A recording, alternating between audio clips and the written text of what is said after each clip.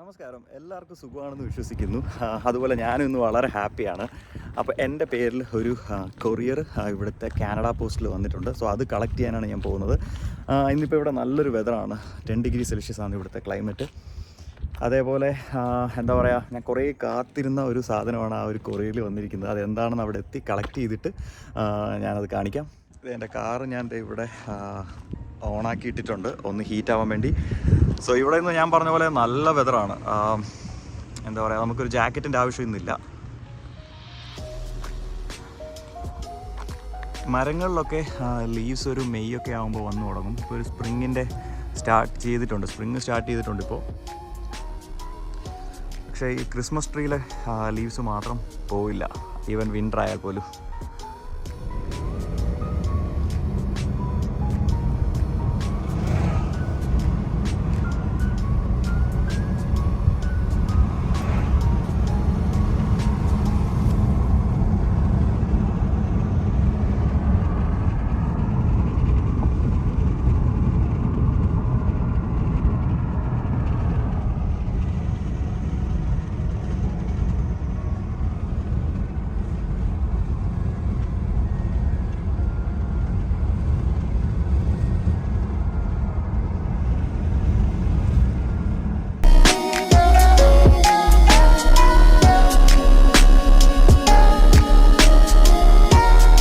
ഞാനിവിടുന്ന് Canada പോസ്റ്റിലേക്ക് പോയിക്കൊണ്ടിരിക്കുകയാണ്. ഒരു 10 മിനിറ്റ്സിൻ്റെ ഡ്രൈവ് ഉണ്ട്. അതുപോലെ ഇവിടെ ഇപ്പോൾ നോയമ്പിൻ്റെ 6ാമത്തെ ദിവസമാണ്. ഇവിടെ ടൈം ഉച്ചയ്ക്ക് 2 മണിയായി. ഇവിടെ നോയമ്പ് മുറിക്കുന്ന ടൈം ഇപ്പോൾ രാത്രി 8 മണിയാണ്. അതിപ്പോൾ ഒരു 30 നോമ്പ് ആ ഒരു അടുത്തേക്ക് ആവുമ്പോൾ അതൊരു 8:30 വരെ ആവും നോമ്പ് മുറിക്കുന്ന ആ ഒരു ടൈം. അപ്പോൾ അങ്ങനെയാണ് ഇവിടുത്തെ ഇപ്പോഴത്തെ എന്താ പറയുക റമദാൻ വിശേഷങ്ങൾ.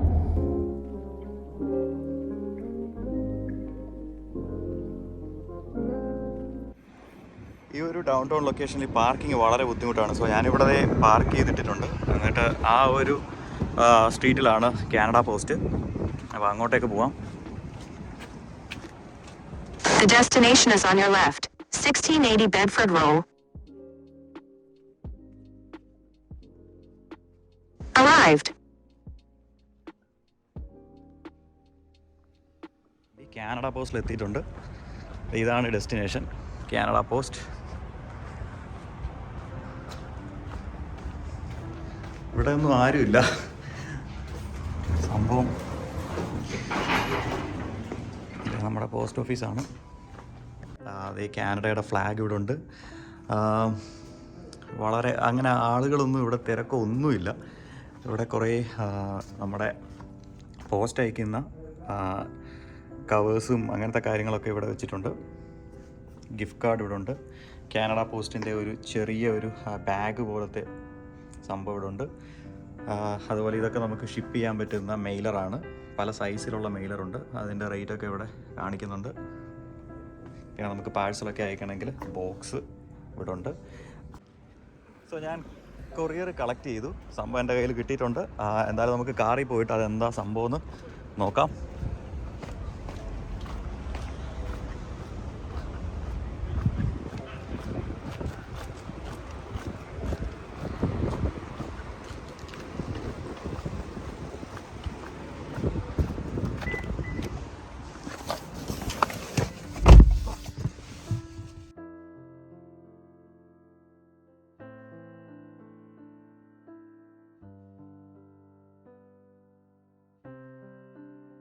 അപ്പോൾ ഞാൻ കാറ് ആ ഒരു ഡൗൺ ടൗൺ ലൊക്കേഷനിൽ നിന്ന് മാറി ഇവിടെ അടുത്തുള്ളൊരു പാർക്കിൻ്റെ റോഡ് സൈഡിൽ പാർക്ക് ചെയ്തിരിക്കുകയാണ്. അപ്പോൾ ഞാൻ എന്തായാലും ഈ ഒരു കൊറിയർ ഓപ്പൺ ചെയ്യാൻ പോവാണ്. എന്താണ് സംഭവം നമുക്കൊന്ന് നോക്കാം.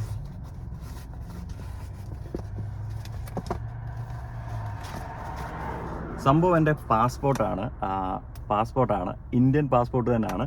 പക്ഷേ ഈ ഇന്ത്യൻ പാസ്പോർട്ടിൽ എനിക്ക് വിസ സ്റ്റാമ്പ് ചെയ്തിട്ടുണ്ട്. അത് ഞാൻ അടുത്ത യാത്ര ചെയ്യാൻ പോകുന്ന കൺട്രിയുടെ വിസയാണ്, യുണൈറ്റഡ് സ്റ്റേറ്റ് ഓഫ് അമേരിക്ക. അപ്പോൾ അമേരിക്കയിലെ B1 B2 വിസ 10 ഇയറിലേക്കുള്ള മൾട്ടിപ്പിൾ എൻട്രി വിസ എനിക്ക് സ്റ്റാമ്പ് ചെയ്ത് കിട്ടിയിട്ടുണ്ട്. ഇതിൻ്റെ എക്സ്പയറി ഡേറ്റ് വരുന്നത് 4th of April 2032 ആണ്. അതായത് 10 വർഷത്തേക്കുള്ള ഒരു വിസയാണ് അപ്രൂവ് ആയി കിട്ടിയിരിക്കുന്നത്. വളരെ ഹാപ്പിയാണ്. ഞാൻ പണ്ട് തൊട്ടേ ആഗ്രഹിച്ചുള്ളൊരു കാര്യമാണ് US വിസ പാസ്പോർട്ടിൽ കാണണമെന്നുള്ളത്. അതുപോലെ ഈ ഒരു US വിസയുടെ ബെനിഫിറ്റ് നമ്മുടെ ഇന്ത്യൻ പാസ്പോർട്ട് പവർഫുൾ ആക്കി മാറ്റിയിരിക്കുകയാണ്.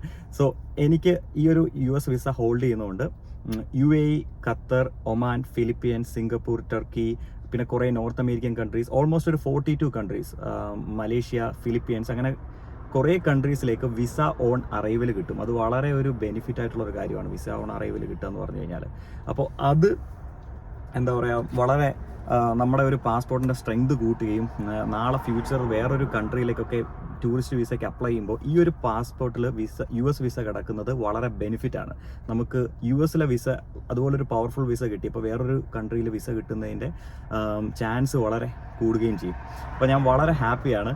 അതേപോലെ ഈ ഒരു വിസയുടെ ബെനിഫിറ്റ് എന്ന് പറയുമ്പോൾ നമുക്ക് മൾട്ടിപ്പിൾ എൻട്രി എപ്പോൾ വേണേലും പോകാൻ വരാം. അത് ബൈ എയർ ആണ്, ബൈ റോഡും ആണ്. സോ നമുക്ക് കാറിലും ഇതുവഴി ബോർഡർ ക്രോസ് ചെയ്ത് US പോകാം. അപ്പോൾ ഞാൻ എന്തായാലും US എക്സ്പ്ലോർ ചെയ്യാൻ പോവാണ്. US പല സ്റ്റേറ്റുകളും പല ഘട്ടങ്ങളായിട്ട് പോയി കാണാനാണ്. എനിക്ക് കുറേ അവിടെ കാണണമെന്ന് ആഗ്രഹമുള്ള കുറേ സ്ഥലങ്ങളുണ്ട്. അപ്പോൾ അങ്ങനെയാണ് എൻ്റെ ഇപ്പോഴത്തെ ഈ ഒരു സന്തോഷം അത്രയ്ക്കും വലുതാണ്. അപ്പോൾ വളരെ ബ്രീഫായിട്ട് ഈ ഒരു വിസയുടെ പ്രോസസ്സ് എന്ന് പറയുമ്പോൾ ഞാൻ 2021 ഒക്ടോബറിലാണ് വിസയ്ക്ക് ആപ്ലിക്കേഷൻ ഫയൽ ചെയ്തത്. പിന്നെ അതിൻ്റെ ഫീസും സബ്മിറ്റ് ചെയ്ത് കഴിഞ്ഞിട്ട് ഇൻ്റർവ്യൂ കിട്ടണമായിരുന്നു. ഇൻ്റർവ്യൂവിൻ്റെ ഡേറ്റ് കിട്ടാൻ വളരെ ബുദ്ധിമുട്ടായിരുന്നു. അങ്ങനെ എനിക്ക് കുറേ നാൾ കാത്തിരുന്നിട്ടാണ് April 5th ഇൻ്റർവ്യൂ ഡേറ്റ് കിട്ടിയത്. അത് ഹാലിഫാക്സിലായിരുന്നു. സോ അതായത് ഈ വീഡിയോയ്ക്ക് 2 ദിവസം മുമ്പായിരുന്നു എൻ്റെ ഇൻ്റർവ്യൂ. അങ്ങനെ ഇൻ്റർവ്യൂ ഓൾമോസ്റ്റ് ഒരു 2-3 മിനിറ്റ്സ് ഉണ്ടായിരുന്നു. അതിന് ഡോക്യുമെൻറ്റ്സ് കുറേ സബ്മിറ്റ് ചെയ്യണമായിരുന്നു. അതൊക്കെ ചെയ്ത് അങ്ങനെ അന്ന് തന്നെ വിസ കിട്ടിയെന്ന് ഞാൻ അറിഞ്ഞു. എന്നിട്ട് നമ്മുടെ പാസ്പോർട്ട് അവർക്ക് നമ്മൾ കൊടുത്ത് അവരത് സ്റ്റാമ്പ് ചെയ്തിട്ട് തിരിച്ചു വരുവാണ്. അങ്ങനെ സ്റ്റാമ്പ് ചെയ്ത് തിരിച്ചു വന്നതാണ് ഇപ്പോൾ ഈ ഒരു പാസ്പോർട്ട്. അപ്പോൾ എല്ലാവർക്കും എൻ്റെ ഒരു വീഡിയോ ഇഷ്ടപ്പെട്ടെന്ന് കരുതുന്നു. അതുപോലെ US വിസയെ തമ്മിലുള്ള എന്തെങ്കിലും ക്വസ്റ്റ്യൻസ് ഉണ്ടെങ്കിൽ feel free to ask me. എന്തായാലും എനിക്കറിയാവുന്ന ഇൻഫർമേഷൻ ഞാൻ ഷെയർ ചെയ്യും. അപ്പോൾ വീണ്ടും പുതിയൊരു യാത്രകളുമായിട്ട് കാണുന്നവരേക്കും